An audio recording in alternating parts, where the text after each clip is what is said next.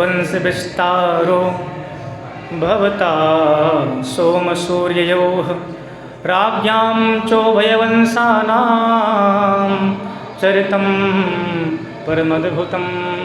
कह रहे कि महाराज इस आपने इतने वंशों की कथा सुनाई, चंद्रवंश सूर्यवंश की कथा सुनाई, हम कुछ नहीं बोले, लेकिन जब कृष्ण कथा की बात आई तो आपने हल्के में सुना करके और समाप्त कर दी। राम कथा आपने इतने ध्यान सुनाई और कृष्ण कथा हल्के में आपने ख़त्म कर दी, क्यों? तो सुखदेव जी कह रहे हैं कि भाई कृष्ण से तुम्हारा संबंध क्या है, तो इतना उत्सुक हो रहे संबंध बताओ। तो कह रहे महाराज संबंध क्या बताएं, एक संबंध हो तो बताएं, इतने सारे संबंध हैं कि क्या बताएं। बोले कितने हैं बताओ। तो कह सबसे बड़ा संबंध क्या है? बोले क्या है? तो कह रहे हैं कि पितामहा में समरे मरंजयी देवव्रताद्याति रथस्थिमंगलैः। तो कह रहे हैं कि जो कौरव पांडवों की जो कौरवों की सेना थी वो कैसी थी? तो कह रहे तिमिंगिल मछली के समान थी। और हमारे जो पितामह लोग थे, हमारे जो पिता लोग थे, वो सब उस तिमिंगिल मछली रूपी जो सेना थी उसको गौखुर के समान एक बार में पार करके वो आपकी कृपा से हुआ है, क्योंकि अगर आपकी कृपा ना होती तो ऐसा संभव ना होता। और दूसरी बात क्या कह रहे हैं, सबसे बड़ी बात कह रहे हैं परीक्षित जी कि महाराज हमारा जो जन्म अश्वत्थामा ने हमारे ऊपर ब्रह्मास्त्र छोड़ रखा था, मेरे तो मृत्यु हो चुकी थी, लेकिन भगवान ने हमारे गर्भ में प्रवेश करके हमारी रक्षा की है। तो गर्भ में प्रवेश करके रक्षा हमारी की, इस दृष्टि से देखें तो एक ही गर्भ में होने से हम लोग सहोदर हो गए हैं। एक ही गर्भ में भगवान के उसी गर्भ में हैं, उसी गर्भ में हम भी हैं, तो हम क्या हो गए? सहोदर हो गए। सहोदर माने सहोदर भ्राता हो गए हैं। तो एक दृष्टि से भगवान हमारे भ्राता हैं, और दूसरे दृष्टि से कहा जाए तो सबके जीव के अंतर्यामी भगवान हैं और सबके जीव के हेतु हैं, और मानव मात्र का जीवन ही कृष्ण कथा के लिए मिला है। यदि वो कृष्ण कथा हमें नहीं मिलती है तो हम जो इस कृष्ण कथा सुनने के लिए बैठे हैं इतने 4 दिन से मुख प्यास त्याग करके, वो कृष्ण कथा से हम वंचित रह जाएंगे। तो सुखदेव जी ने कहा अच्छा ठीक है, हम तुमको सुनाएंगे, थोड़ा पहले जल कुछ बाल भोग वगैरह कर लीजिए। तो परीक्षित जी कह रहे हैं महाराज आपके मुख से जो कृष्ण कथा निकल रही है, इस कृष्ण कथा से हमारा भोग प्यास सब मिट गई है। क्योंकि कथा रूपी अमृत जो आप पिला रहे हैं, ये कथा रूपी अमृत हमारे जन्म जन्मांतर के भोग प्यास से जो व्याकुल में था उस प्यास को आज मिटा रही है। क्योंकि भूख और प्यास से ही हमसे इतना बड़ा पाप हो गया कि एक महात्मा का अपराध हो गया। हमें भूख प्यास लगी थी और वो महात्मा तपस्या कर रहे थे, और हमने उनसे पानी मांगा, हमें लगा कि ढोंग कर रहे हैं, और उस ढोंग के चलते हमने उनके ऊपर मृतक सर्प डाल दिया, जिसका फल आज मैं भोग रहा हूँ। तो इस भूख और प्यास के चक्कर में आ करके हमने अपने जीवन को तबाह किया है। अब और भूख और प्यास को नहीं झेलना है, इसको छोड़ करके कृष्ण कथा आप पिला रहे हैं, बस वही पिलाइए, हमारे लिए वही श्रेष्ठ है। तो सुखदेव जी प्रसन्न होते हैं और कहते हैं कि महाराज आपके जैसा श्रोता बहुत मुश्किल से हमें मिलते हैं, और आपके जो कृष्ण चरणों में प्रेम है वो सच में सराहनीय है, अतुलनीय है, जिसका कोई जोड़ नहीं है। कहते हैं कि श्री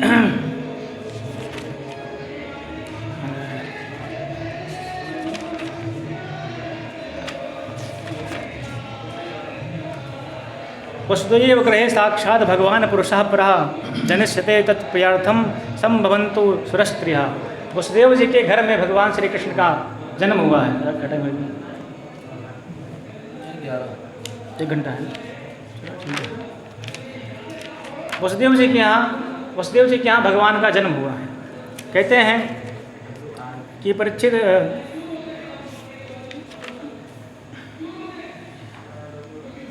श्री वसुदेव जी की 8 पत्नियां हैं, जिनमें से एक पत्नी देवकी भी है।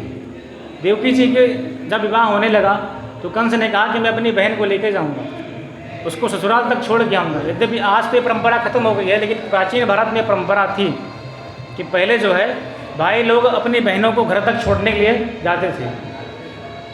तो जब कंस तैयार हो गया कि अपनी बहन को मुझे छोड़ के आना है, तो सूरसेन जी जो कंस के पिता हैं उन्होंने कहा कि ठीक है, बड़े धूमधाम से विवाह किया कंस इनका क्या बोलते हैं देवकी जी का वसुदेव जी से। और जब इनका विवाह किया तो कंस ने कहा कि अपनी बहन को मैं उसके घर तक छोड़ने जाऊंगा। अच्छा, पापी यदि निर्मल बुद्धि का हो जाए तो भगवान भी घबराते हैं, क्योंकि जब पापी का पाप बढ़ता है तब भगवान उसको नष्ट करने के लिए आते हैं। लेकिन यदि पापी ही धर्म करने लगे तो भगवान कहते हैं ये इतना बड़ा पापी है, अगर इसके अंदर धर्म आ गया, इसके अंदर प्रेम करुणा आ गई, इसके पापों का जो दंड है वो कौन देगा?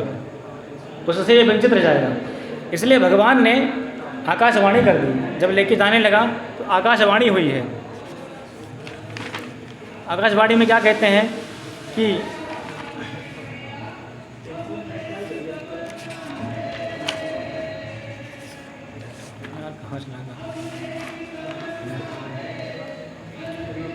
आकाशवाणी में एक घोषणा होती है। आकाशवाणी कहते हैं कि रे कंस, ये दुष्ट कंस, जिस देवकी को तो अपनी बहन मान रहा है, इतना लाड प्यार कर रहा है, उस देवकी का 8वां पुत्र ही तेरा काल होगा। तो कह रहे हैं कि जब इस प्रकार से कंस ने सुना तो कंस बहुत ही, क्योंकि जो दुष्ट लोग होते हैं उनकी मैत्री और उनकी दुश्मनी दोनों बराबर है, हाँ, क्योंकि उनका जो प्रेम है क्षण मात्र का होता है। जरा सा भी उनको भय लगता है, तुरंत ही उनका जो प्रेम है बदलने लगता है। तो इसी प्रकार से जब कंस ने सुना आकाशवाणी को कि देवकी का जो है 8वां गर्भ मेरा काल होगा, तब देवकी के केशों को पकड़ करके कंस उस देवकी को बहुत प्रताड़ित करता है। और भगवान कहते हैं कि इस प्रकार से प्रताड़ित करने लगता है, सारी प्रजा उसके इस क्रूर रूप को देखती है तो कहती है कि देखो देखो इस कंस को, अभी कह रहा था कि बहन हमारी बहुत लाडली है, रो रहा था, और जैसे ही आकाशवाणी हुई कि इसका 8वां गर्भ तेरा काल होगा, तो ऐसे क्या कर रहा है, अपनी पत्नी को, अपनी बहन को मार रहा है। तो वसुदेव जी वहाँ समझाते हैं बुद्धिमान पुरुष का क्या है, यही काम है कि जब देखे विवाद बढ़ रहा है तब उसको अपनी बुद्धि विवेक से विवाद को ख़त्म कर दे। उस समय तत्काल क्षेत्र में कैसे भी करके उसको ख़त्म करना चाहिए। तो वसुदेव जी ने क्या कहा, वसुदेव जी कह रहे हैं कंस से कि कंस तुम इतना परेशान क्यों होते हो, जिस मृत्यु के लिए तुम इतना डर रहे हो वो मृत्यु तो माँ के गर्भ के साथ ही जन्म लेती है। मृत्युर्जन्म बताम वीर देहेन सहजायते, मृत्यु जो है माँ के गर्भ के साथ ही जीव की जन्म लेती है। जिस प्रकार से परछाई साथ साथ चलती है उसी प्रकार से मृत्यु भी जीव के साथ साथ चलती रहती है। तो कह रहे हैं कि ये पंचदेहात्मक शरीर है, इस पंचभूतों से बनी हुई शरीर को तुम कब तक जीवित रखोगे, एक ना एक दिन तो काल तुमको गाल अपनी बनाएगा ही। इसलिए श्री सुखदेव जी महाराज कहते हैं कि वसुदेव जी कह रहे हैं कि तुमको डर तो देवकी से नहीं उसके गर्भ से है, तो देवकी का जो गर्भ है उस गर्भ को मैं तुमको ला करके दे दिया करूँगा, लेकिन तुम जो है अभी देवकी को छोड़ दो, मैं वचन देता हूँ। कंस ने कहा कि भाई देखो वसुदेव जी सत्यवादी हैं, अपने वचन के पक्के हैं, जो कहेंगे वो करेंगे। इसलिए उन्होंने देवकी को छोड़ दिया और कारागार में डाल दिया। आखिरकार क्या हुआ कि देवकी का प्रथम पुत्र हुआ, तो वचन देने के अनुसार वसुदेव जी महाराज उसको कंस के पास लेकर के गए, क्योंकि उन्होंने वचन दिया था कि कंस मैं तुमको अपना 8वां पुत्र जो मतलब जितने 8वां पुत्र जो हैं वो सब मैं तुमको प्रदान कर दूंगा। जब वो लेकर के पहले पुत्र को गए तो कंस को दया आ गई और वसुदेव जी के ऊपर उसको थोड़ा प्रेम भी हो गया कि वसुदेव सत्य वचनी हैं, वचन के कितने पक्के हैं कि इन्होंने मुझसे कहा था कि मैं अपने पुत्र को ला करके तुमको दूंगा, तो उन्होंने अपने पुत्रों को ला करके हमको दे दिया। तो कहता है कि महाराज मुझे डर तो जो है 8वें पुत्र से है, ये पहले को मैं क्या करूँगा, आप इसको ले जाइए, पालिए पोषिए, जब 8वां होगा तो लेके आइएगा। जब इस प्रकार से कहा तो देवताओं को चिंता हो गई, क्योंकि वहाँ फिर उसके मन में क्या दया आ गई थी, और जब जब कंस के मन में दया आई है तब तब देवताओं ने गड़बड़ी की है। अपनी बहन देवकी के ऊपर दया आई तो आकाशवाणी हो गई, भगवान के भाइयों के ऊपर, देवकी के पुत्रों के ऊपर दया आई तो नारद जी को देवताओं ने प्रेरित करके उनको भेज दिया कि आप जाइए उसको बताइए। तो नारद जी ने कहा कि महाराज देवता बड़े चतुर हैं, पता नहीं 8वां पहला है पहला 8वां है। एक कमल के पंखुड़े लेकर के कहा कि आप इधर से गिनेंगे तो उधर से 8वां होगा, उधर से गिनेंगे तो इधर से 8वां होगा, तो 8वां कौन सा होगा पता नहीं है, तो 8वां कोई भी हो सकता है। तो कंस ने कहा कि भाई देखो नारद जी क्या हैं, ब्रह्म ऋषि हैं, देव ऋषि हैं, और जो है वो श्रेष्ठकर हैं, श्रेष्ठ हैं। तो उन्होंने कहा कि जो कह रहे हैं वो सही कह रहे हैं। तो कहा कि नहीं नहीं, वसुदेव को बुलाओ, कह दो पुत्र लेकर के आए। तो इस प्रकार से वसुदेव ने देवकी के 6 पुत्रों की हत्या कर दी। 7वें गर्भ में संकर्षण भगवान बलराम जी आए हैं। तो बलराम जी जब आए तो भगवान ने योग माया को इशारा किया और कहा कि तुम देवकी के गर्भ से उस जो गर्भ है, संकर्षण भगवान जो बलराम जी हैं, उसको तो रोहिणी के गर्भ में तुम शिफ्ट कर दो। इसी प्रकार से तो एक ही बार में जब भगवान बलराम जी देवकी के गर्भ में आए तो उस गर्भ को योग माया ने रोहिणी के गर्भ में शिफ्ट कर दिया अपनी योग माया से। तो भगवान जो परीक्षित ने प्रश्न किया था कि जब बलराम जी देवकी के गर्भ में आए तो रोहिणी के पुत्र कैसे हो गए, प्रश्न यही था। तो उसका समाधान सुखदेव जी ने दे दिया कि योग माया के द्वारा जो है भगवान ने बलराम जी को रोहिणी के गर्भ में प्रवेश करा दिया था। अब बात आती है भगवान श्री ठाकुर जी के प्रस्थान की, आगमन की। क्या टाइम है? बस बस बस बस बस ठीक है, बहुत टाइम है। तो भैया बलराम भगवान का प्राकट्य होता है, भगवान का अवसर आता है। भगवान कृष्ण के जन्म लेने के जब अवसर आता है तो सारे ऋषि मुनिगण जब पृथ्वी पर अत्याचार बढ़ने लगा और क्या हुआ तो कहते हैं कंस आदि जब इनका अत्याचार बढ़ने लगा तो भगवान सारे देवता ऋषि मुनिगण पृथ्वी भगवान के पास गए। ब्रह्मा जी ने भगवान की आत्मवाणी को सुना है और भगवान ने कहा है कि सब लोग जाओ, मैं जल्दी ही अवतार ले आ रहा हूँ। फिर क्या कह रहे हैं भगवान? ब्रह्मा जी को ही वाणी सुनाई पड़ी है। जो भगवान का प्रेमी होता है, जो भगवान का भक्त होता है, भगवान की वाणी उसे भी सुनाई पड़ती है। कुछ लोग कहते हैं आंख बंद करके बैठने पर, ध्यान लगाने पर अंतर्मन से जो आवाज़ आती है वही भगवान की वाणी है, अंतर्मन की वाणी। एक मन तो यहाँ लौकिक जगत में, मतलब यहाँ मन में है। अंतर्मन क्या है? अंतर्मन हृदय के अंदर में। तो हृदय से जो आवाज़ आती है वही भगवान की वाणी होती है। और उस हृदय की आवाज़ को सुनने के लिए बहुत एकाग्रता चाहिए होती है, बहुत ही एकाग्रता होनी चाहिए, तब वो भगवान की वाणी जीव को सुनाई पड़ती है। ब्रह्मा जी को वो वाणी सुनाई पड़ी है और भगवान ने, ब्रह्मा जी ने उस सारी वाणी को सबको सुनाया है।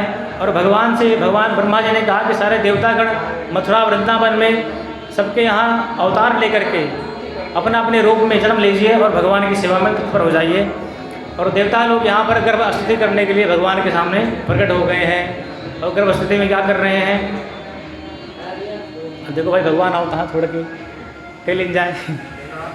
स्वागतम कृष्णा शरणागतम कृष्णा, स्वागतम कृष्णा शरणागतम कृष्णा,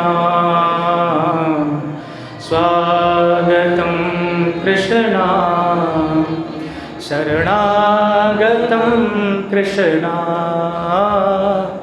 स्वागतम कृष्णा शरणागतम कृष्णा, स्वागतम सुस्वागतम शरणागतम कृष्णा, स्वागतम स्वागतम स्वागतम कृष्णा, स्वागतम कृष्णा शरणागतम कृष्णा, स्वागतम कृष्णा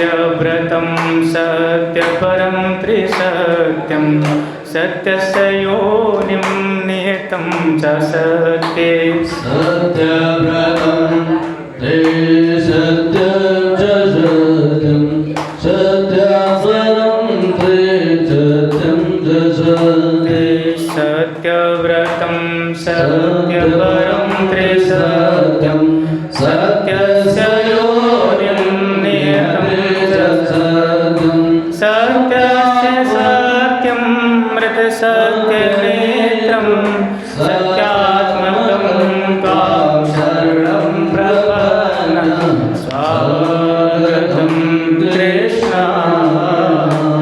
शरणागतं कृष्ण स्वागतं कृष्ण शरणागतं कृष्ण। बोल वृंदावन बिहारी लाल की श्रीमद्भागवत महापुराण की। तो भगवान का आज देवता लोग स्तुति कर रहे हैं, कह रहे हैं गर्भस्तुति इसको बोलते हैं कि सत्यव्रतम सत्य परम त्रिसत्यम सत्यस्य योनिम निहितं च सत्ये सत्यस्य सत्यम मृत सत्य नेत्रम सत्यात्मकम त्वां शरणं प्रपन्ना। ये श्लोक बड़ा प्रिय है मुझे और थोड़ा इस पर चर्चा कर लें क्योंकि समय बहुत है अभी कृष्ण जन्म के लिए। और कह रहे हैं पहला शब्द क्या बोल रहे हैं? सत्यव्रतम। हे प्रभु, हे ठाकुर जी, हे भगवान, आप सत्यव्रत हैं। सत्यव्रत क्यों है? तो कह रहे हैं कि संसार में प्रत्येक जीव का जो व्रत है वो खंडित हो सकता है, लेकिन आपका जो व्रत है वो कभी खंडित नहीं होता। आपने प्रश्नवी और सतपा को यह वरदान दिया था कि मैं तुम्हारे घर पुत्र बन के आऊँगा।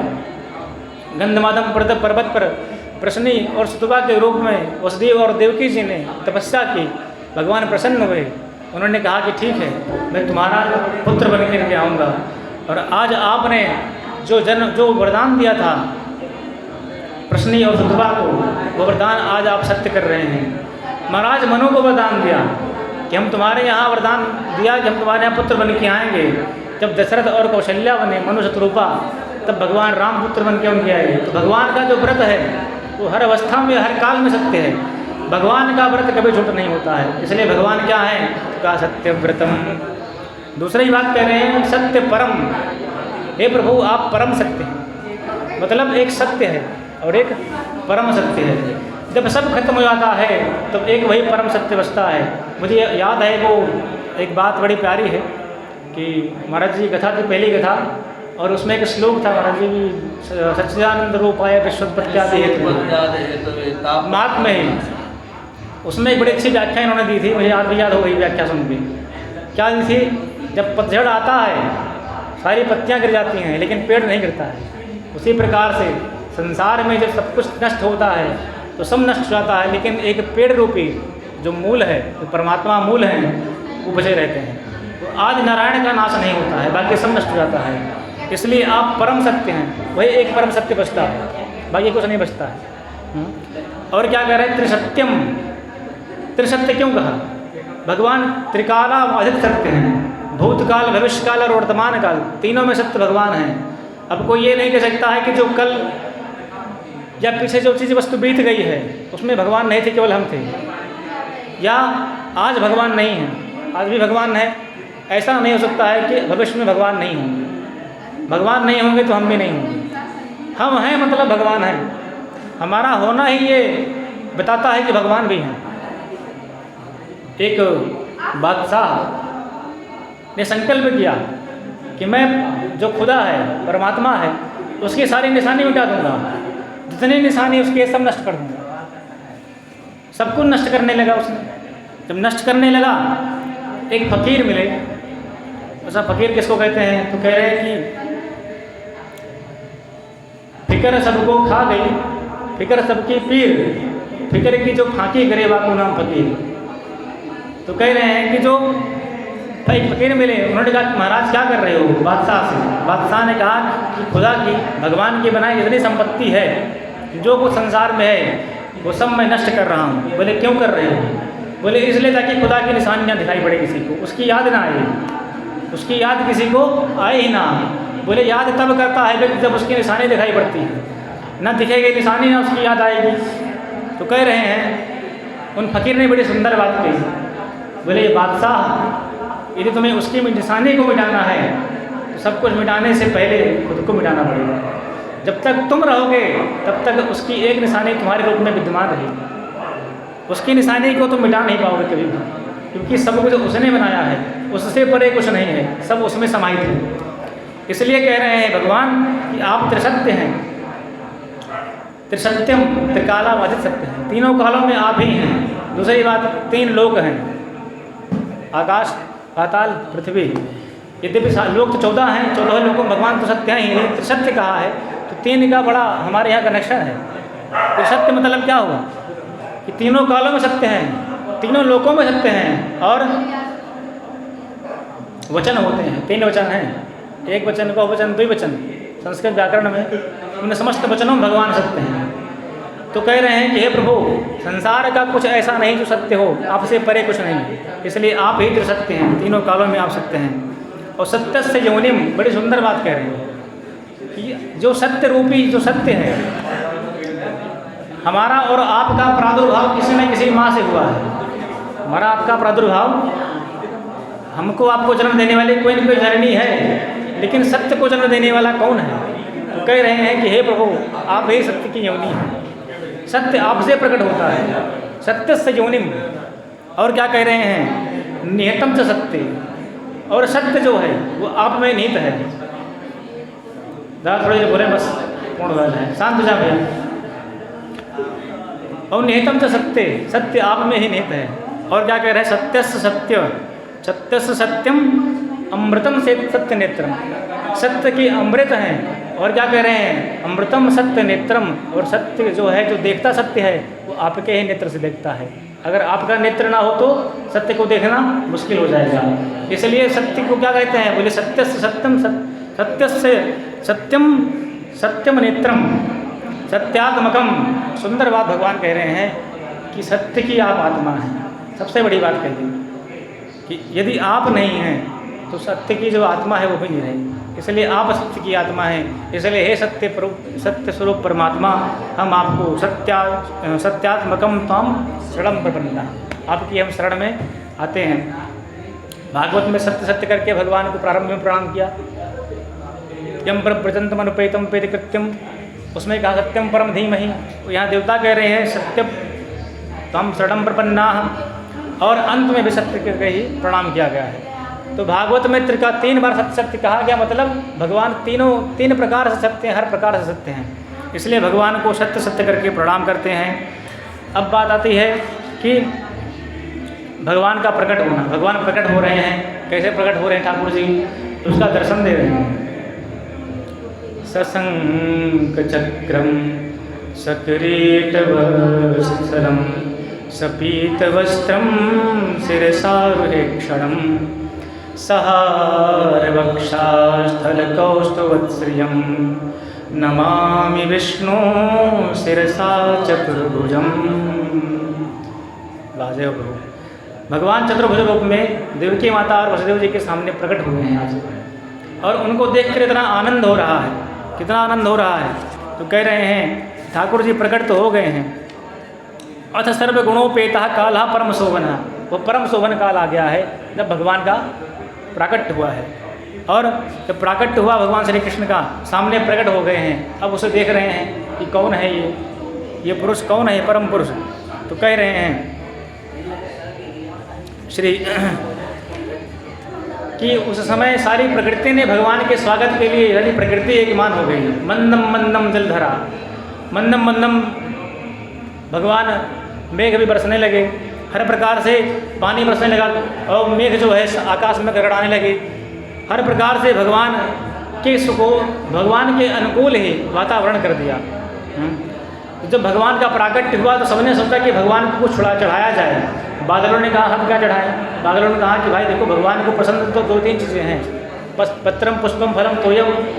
तो उन्होंने कहा हमारे पास जल है, तो हम भगवान को जल अर्पण कर रहे हैं। इसलिए मंदम मंदम जलधरा, हल्के हल्के जल की बारिश होने लगी, फुहारें बरसने लगी। और जब भगवान के सामने चले गए तब उन्होंने देवकी माता ने कहा, हे प्रभु आप कौन हैं, हम आपको पहचान नहीं पा रहे हैं, कृपा करके अपना परिचय बताइए। अच्छा ये क्या है मतलब कि भगवान सामने खड़े हैं और जिस भगवान ने जिस जीव को यह कहा है कि मैं तुम्हारे यहाँ आऊँगा, वही परमपिता परमात्मा सामने खड़ा है, लेकिन देवकी माता वसुदेव जी पहचान नहीं पा रहे हैं, चतुर्भुज नारायण के रूप में खड़े हैं, क्यों नहीं पहचान पा रहे हैं? यद्यपि हमें और आपको समाज में संसार में नित्य रोज किसी न किसी रूप में भगवान मिलते हैं, लेकिन उनको पहचानने की दृष्टि हमारे पास नहीं है। जब भगवान श्री कृष्ण ने अर्जुन को विराट स्वरूप दिखाया तो कहा कि अर्जुन तुम मेरे उस स्वरूप को देखने के सामर्थ्य नहीं रखते हो, देखने के लिए तुम्हें दिव्य दृष्टि चाहिए, जब तक मैं पहचान नहीं कराऊंगा तब तक तुम मुझे पहचान नहीं पाओगे। भगवान ने कहा तुम्हारे और मेरे अनेक बार जन्म हुए हैं, लेकिन मेरी माया से तुम जानते नहीं हो और मैं जानता हूँ। ठीक है, तो वही भगवान कह रहे हैं, यहाँ पे देवकी माता कह रही हैं वसुदेव जी कि हे प्रभु आप कौन हैं, कृपा करके हमको बताइए। तब भगवान कहते हैं कि हे माता आपने तपस्या किया था और तपस्या करके हमसे वरदान मांगा था कि आप हमको पुत्र रूप में चाहती हैं, और आज आपका वो जो तप था वो फलीभूत हुआ है। वही परमपिता परमात्मा आज नारायण आपके सामने आज खड़ा हुआ है, इसलिए आप मैं वही परमपिता परमात्मा हूँ। तो देवकी माता ने कहा हमने तो आपसे पुत्र बन के कहा था ना कि तो अब तो पिताजी बन के खड़े हो, चार वो पूरा लगाए एकदम से नहीं। तो भगवान ने कहा हम इसलिए खड़े हैं कि जब तक हम खड़े हैं तब तक कोई आ नहीं सकता यहाँ पे, और जब हम छोटे बन जाएंगे, पुत्र बन जाएंगे, अब तक मैं आपकी रक्षा कर रहा हूँ, लेकिन मैं छोटा बन गया तो फिर आपको हमारी रक्षा करनी पड़ेगी, इसलिए मैं हूँ। तो बोले फिर बोले ऐसा कीजिए आप क्या कीजिए, तो कहा मैं छोटा बन जाता हूँ और यशोदा जी के यहाँ एक अभी लाली का जन्म हुआ है, छोटी से कन्या का, आप उसको लेकर के चले आइए और हमको जो है यशोदा जी के यहाँ कर आइए, और हम 11 वर्ष 56 दिन तक वहीं पर बैठ के लीला करेंगे, और जब लीला करेंगे और उसे जो कन्या है उसको लेकर के चले आइए, नहीं तो हम जब छोटे होंगे चिल्लाएंगे रोएंगे तो क्या होगा, तो कंस के सारे सैनिक आ जाएंगे और कह देंगे कि 8वां हो गया 8वां हो गया 8वां हो गया, और तुरंत ही क्या होगा, मारने के लिए आ जाएंगे। तो माता ने प्रणाम किया और वसुदेव जी कहते हैं कि भगवान हम तो सब बंधे हुए हैं, हम आपको कैसे लेके जाएंगे। ठाकुर जी ने कहा उसकी चिंता ना करो, एक बार जब मेरा स्पर्श होगा तो सारी बेड़ी जंजीरें खुल जाएंगी। जब जीव ब्रह्म का स्पर्श करता है तो माया रूपी जो बेड़ियाँ हैं संसार की वो सब खुल जाती हैं। जब तक हम भगवान से भगवान के संसर्ग में नहीं आए हैं, जब तक भगवान की कथा से भगवान की भक्ति में हमें प्रेम नहीं है, तब तक संसार में बढ़े हुए हैं। जैसे एक कहावत है ना लौकिक दृष्टि में, लौकिक जगत में जहाँ चाह वहाँ राह, जब चाह हो जाती है तो भगवान रास्ता बना देते हैं, चाह निकालिए रास्ता ठाकुर जी अपने आप बना देंगे। हर एक कर्म को हर एक धर्म को निभाने के लिए हमारे पास समय है, लेकिन भगवान की भक्ति के लिए भगवान के नाम को जपने के लिए हमारे पास समय नहीं बचता है। सबसे बड़े दुर्भाग्य की बात यही है, कहना नहीं चाहिए, यद्यपि पंडाल तो बहुत बड़ा नहीं ना, बहुत छोटे है, लेकिन एक धर्म विशेष है, नाम नहीं ले रहा हूँ, जानते आप सभी लोग हैं। अगर वहीं पे आकर के कोई और व्यक्ति यहाँ पे बोलता तो शायद यहाँ बैठी जगह न बनते मिलते, ठीक है। लेकिन हमारे यहाँ पर हिंदुओं का ये मतलब वैभव नहीं है, पराभव नहीं है, ये इनका पतन है। और अपने पतन पे ये लोग जा रहे हैं कि अपने धर्म अपनी संस्कृति को सुनने के लिए यदि आप नहीं आओगे तो क्या बाहर से लोग आएंगे, कुत्ता बिल्ली बड़ी सुनिए यहाँ। यदि आप अपने घर परिवार से अपने क्षेत्र से किसी ब्राह्मण बालक को नहीं निकालेंगे तो कौन निकालेगा।